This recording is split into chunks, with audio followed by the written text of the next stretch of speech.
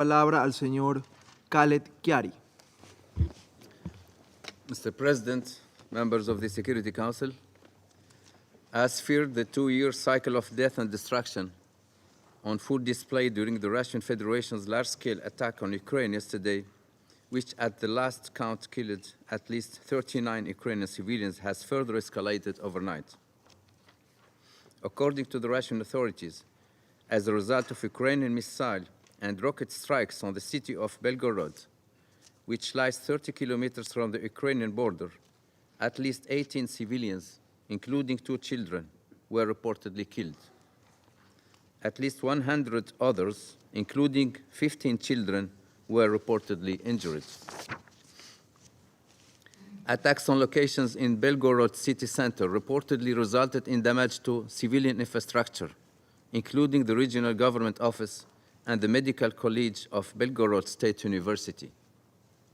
The strikes were reported as among the deadliest cross-border attacks on the Russian Federation since its full-scale invasion of Ukraine in February 2022, launched in the violation of UN Charter and the international law.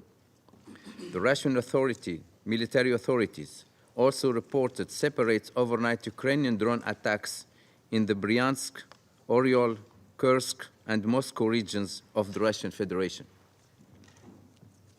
Meanwhile, Ukrainian authorities reported new overnight Russian drone attacks targeting the Kherson region.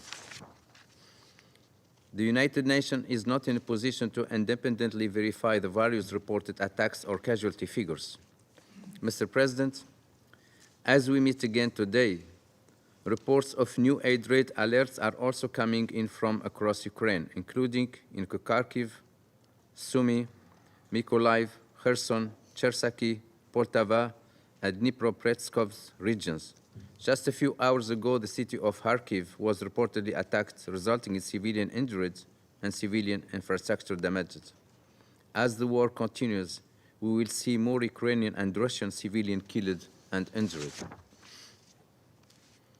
As we have repeatedly warned, the latest series of attacks is a stark and vivid reminder of the very real dangers of further escalation and spillover of this war. We reiterate the Secretary General's appeals for de-escalation of tensions and for an end to attacks on civilian, population centers, residential areas, civilian and energy infrastructure. We unequivocally condemn all attacks on cities, towns, and villages in Ukraine and in the Russian Federation. Attacks against civilians and civilian infrastructure violates international humanitarian law, are unacceptable and must end now. Protection of civilians must be the main priority.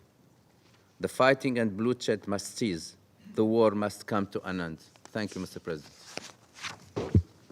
Agradezco al señor Khiari por la información que ha proporcionado.